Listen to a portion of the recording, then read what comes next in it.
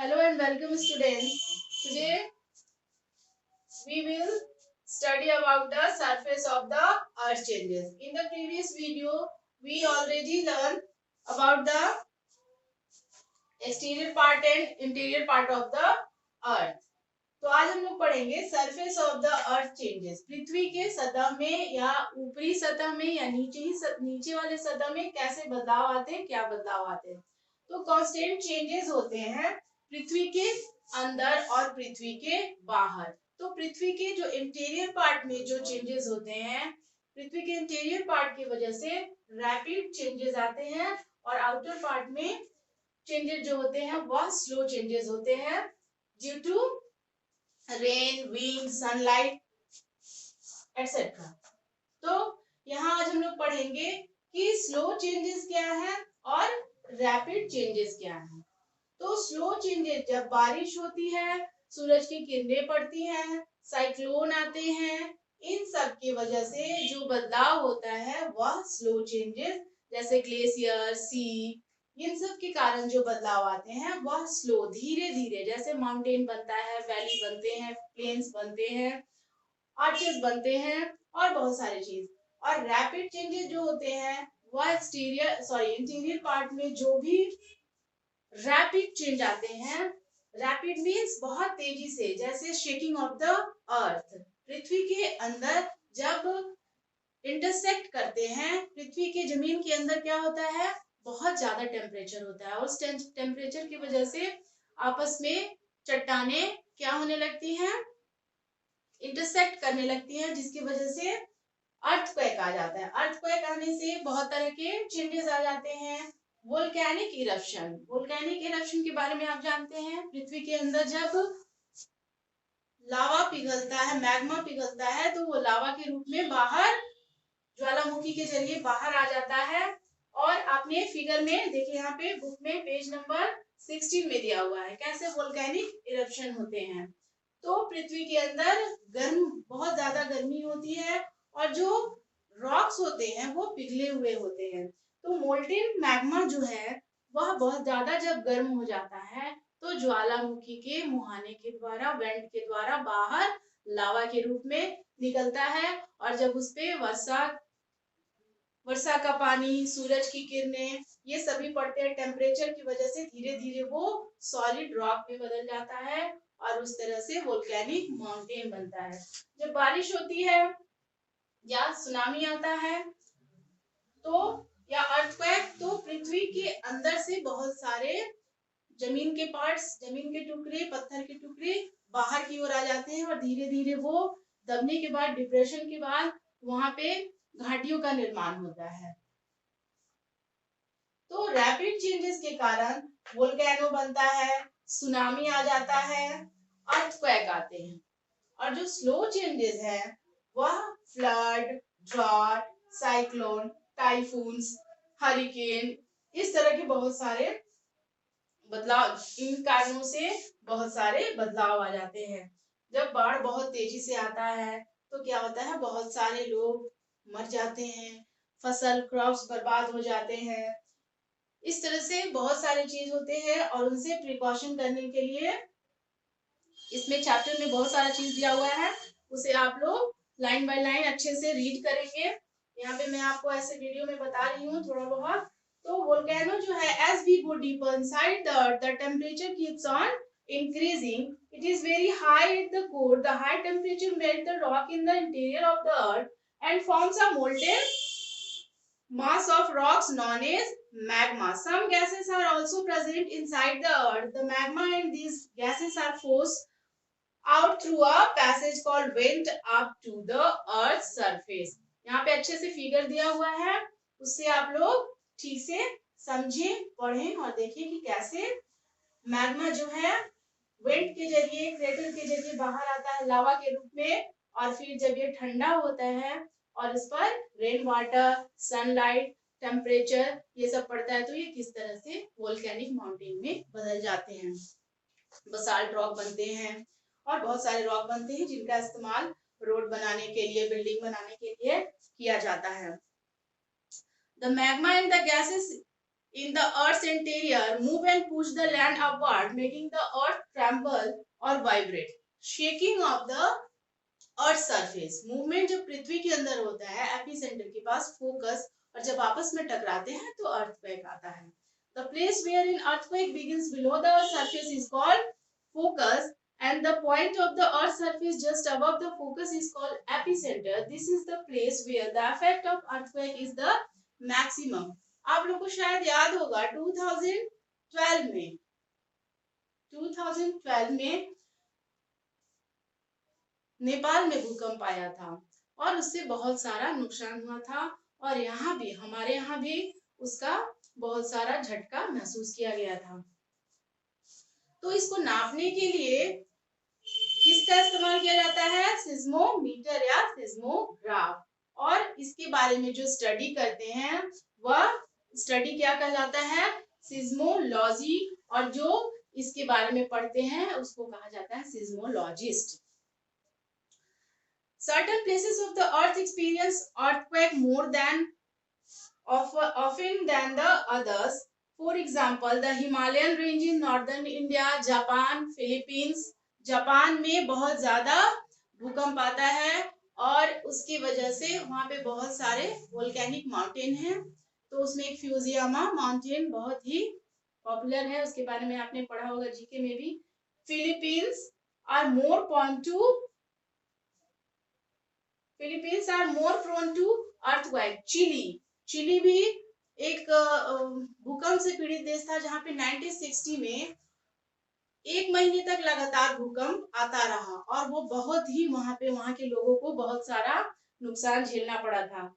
तो इसे बचने के लिए come out of an enclosed area and move to an open place. Shift to the corner of the room away from windows, fans or any other things that may fall on you. Use stair and not lift during and immediately after an earthquake. If traveling, come out of the vehicle immediately in case of an earthquake. Take care not to stand below trees, signboard, electricity pole, etc. on the road. अब हम लोग tsunami के बारे में जानें. Tsunami जो है वह एक जापानीज वर्ड है. जापान में लोग सुनामी को जैसे हम लोग पढ़ते लिखा रहता है क्या? TSUNAMI, लेकिन इसे हम लोग पढ़ेंगे tsunami. Tsunami is a harbour wave. तो समुद्र के अंदर जब ओशियन और वाटर बॉडीज के अंदर, जैसे ओशियन और सीज के अंदर जब अर्थक्वेक आता है और उसके पानी ऊपर की ओर जब फैलने लगते हैं स्पीड में, वह हार्बर वेव, जब तेजी से वेव तरंगे लहर उठने लगती हैं तो उसे बोलते हैं सुनामी. और सुनामी का स्पीड इतना ज्यादा होता है कभी कभी तो 500 किलोमीटर पर आवर के रफ्तार से पानी सड़क की ओर, शहरों की ओर आता है. तो सुनामी जो है जापान में ज्यादा. स्टूडेंट्स, अब हम लोग सुनामी के बारे में कंटिन्यू करते हुए जानेंगे कि tsunami is a series of under water waves created in an ocean by an earthquake, volcanic eruption or any other reason. तो अभी आपने जाना कि सुनामी जो है वह एक जापानी वर्ड है जिसका मतलब होता है हार्बर वेव. तो tsunami is a series of under water waves created in an ocean by an earthquake, volcanic eruption और एनी अदर रीजन. तो सुनामी कब आता है? जब समुद्र के अंदर, महासागर के अंदर या तो अर्थक्वेक, या तो भूकंप आता है या ज्वालामुखी फूटता है जिसके कारण लहर जो है ऊपर की ओर उठने लगती है और वह बहुत तेजी से, क्योंकि पृथ्वी के नीचे गर्मी होती है और वहां पे टेम्परेचर बहुत ज्यादा बढ़ जाने के कारण पानी जो है ऊपर की ओर फैलने लगता है और वह बहुत तेजी से दूसरे जगहों पर जाने लगता है. तो इससे Tsunami is a series of underwater waves created in an ocean by an earthquake, volcanic eruption, landslide or any other reason. तो अभी तक पढ़ रहे थे किसके बारे में? अभी तक हम लोग रैपिड फोर्सेस, रैपिड चेंजेस के बारे में पढ़ रहे थे. अब हम लोग पढ़ेंगे कि पृथ्वी के सतह पर स्लो चेंजेस भी आते हैं जिनके कारण वैली, हिल्स और माउंटेन्स का निर्माण होता है। और भी बहुत सारे लैंड फीचर्स का निर्माण होता है, आर्चेज। तो यहाँ पे फ्लड के बारे में हम लोग पढ़ेंगे, जो बहुत ज्यादा बारिश के कारण आता है, उसको हिंदी में क्या बोलते हैं, बाढ़। Floods usually occur due to heavy rainfall. As a result water bodies like rivers, lakes etcetera overflow and water spread to its banks and surrounding area. जब बारिश बहुत ज्यादा हो जाती है तो नदी, झरने, तालाब आदि में बहुत ज्यादा पानी भर जाता है, और जब उसमें ज्यादा पानी हो जाता है तो वो शहर की तरफ, रोड, नालों और दूसरे जगहों पे फैलने लगता है। इससे बचने के लिए हमें क्या क्या करना चाहिए? Keep stock of food and fresh water, listen to radio और watch television for warning and advices, keep a first aid kit in case of any emergency, try to drink only hot water, keep torches, match boxes and candles handy. If water enters inside your house, switch off all the electronic devices. उसके बाद हम लोग पढ़ेंगे drought के बारे में। तो drought क्या होता है? Drought is a period of dry weather which happens due to lack of rainfall. Hindi में इसको बोलते हैं सूखा। तो सूखा कब आता है? जब बहुत महीनों तक बारिश नहीं होती है, तो जमीन सूखकर फटने लगते हैं, उसमें खेती नहीं किया जा सकता, पानी पीने के लिए नहीं मिलता है। तो drought is a period of dry weather. ऐसे मौसम में जब बारिश बिल्कुल ही नहीं होती है, क्योंकि जब वर्षा नहीं होगी तो जमीन क्या होगा, सूख जाएगा, जानवर मरने लगेंगे, मनुष्य मरने लगेंगे, महामारी फैल जाएगी। तो इससे बचने के लिए क्या किया जाता है और ड्रॉट क्यों आता है? सबसे पहले ये सवाल आता है कि सूखा क्यों होता है। तो अभी हम लोग को सभी को पता है कि ग्लोबल वार्मिंग के कारण क्या हो रही, बारिश नहीं हो रही है।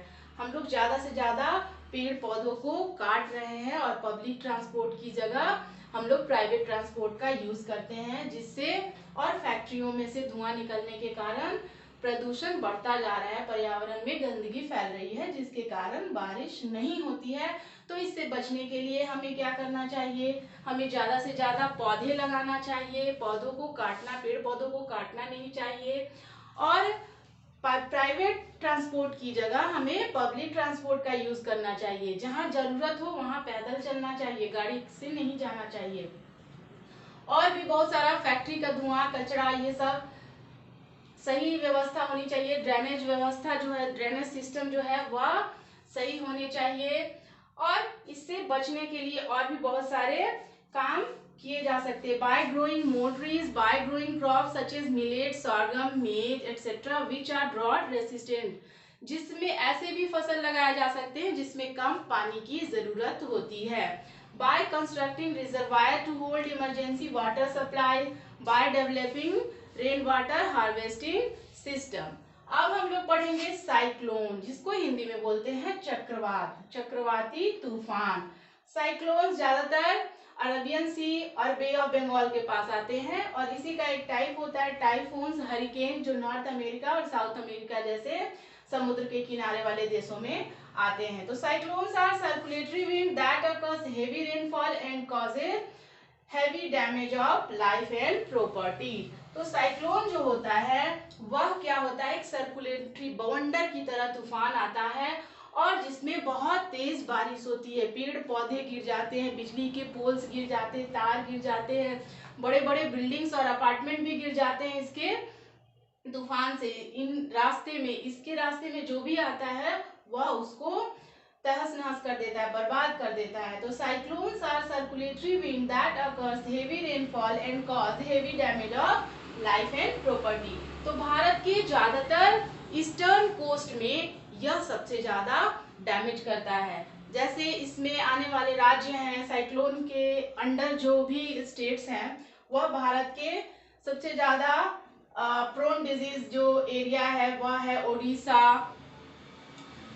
तमिलनाडु, आंध्र प्रदेश और कर्नाटका के कुछ पार्ट और वेस्ट बंगाल के कुछ पार्ट। तो वह जो है भारत का, जो यहाँ आप मैप को देख सकते हैं, ये मैंने ऐसे बस थोड़ा सा मैप बनाया है, ये इंडियन पेनिनसुला है। तो इधर क्या है, बे ऑफ बंगाल, और इधर है अरेबियन सी। तो जो साइक्लोन आता है भारत में, वह सबसे ज्यादा ईस्ट कोस्ट को नुकसान पहुंचाता है। और 1999 में उड़ीसा में आज तक का सबसे भयंकर, सबसे बर्बाद करने वाला साइक्लोन आया था, जिसमें लाखों लोग मर गए थे और बहुत सारे लोगों का घर बर्बाद हो गया था। और अभी भी हर एक वर्ष, प्रतिवर्ष उसके कुछ जिले ऐसे हैं, कुछ डिस्ट्रिक्ट ऐसे हैं जहां से लोगों को हटा दिया जाता है, क्योंकि हर वर्ष एवरी ईयर वहां पे क्या होते हैं, अक्टूबर, सितंबर, अक्टूबर और नवंबर में साइक्लोन आते हैं। तो साइक्लोन जो है, यह इससे बचने के लिए हमें क्या क्या करना चाहिए? लिसन टू द रेडियो और television for warning and act accordingly. Move to the strongest part of your home when a cyclone hits. Stay away from windows. Store food in waterproof bags. Keep a first aid kit ready. And don't go out of the house until the cyclone stops. Do you understand? तो अभी आपको किसी भी तरह का कोई भी doubt हो कि रैपिड फोर्सेस क्या होते हैं और स्लो चेंजेस क्या होते हैं, तो दो तरह के चेंजेस होते हैं, स्लो चेंजेस और रैपिड चेंजेस। इसको इस तरह से जानते हैं कि एक होता है एंडोजेनिक फोर्स और दूसरा होता है एक्सोजेनिक फोर्स। तो पृथ्वी के सतह के अंदर अगर किसी तरह का फोर्स क्रिएट होता है तो उसकी वजह से एंडोजेनिक, जैसे कि अर्थक्वेक आता है, सुनामी आता है। और अगर कोई स्लो चेंजेस होते हैं तो वह किनके कारण होता है, जो पृथ्वी के बाहर एक्सोजेनिक फोर्सेस होते हैं, जैसे कि वर्षा, तूफान, आंधी इत्यादि। तो अब आप लोग ये क्वेश्चन आंसर जो है इस चैप्टर का, पहले तो सबसे पहले आप, बहुत सारे बच्चे क्वेश्चन पूछते हैं कि मैम क्या इसे बुक में करें, कि जो ऑब्जेक्टिव है उसे कॉपी नोटबुक में भी करें। तो नोटबुक में तो करें, लेकिन ऑब्जेक्टिव जो है उसको पहले आप बुक में भरें। वह ट्रू फॉल्स जो है, फिल इन द ब्लैंक्स है, इसे कॉपी में, नोटबुक में ना करें। तो यहाँ पे क्वेश्चन आ रहा है पेज नंबर 20 में, यहाँ पे देख रहे हैं आप सभी बच्चे।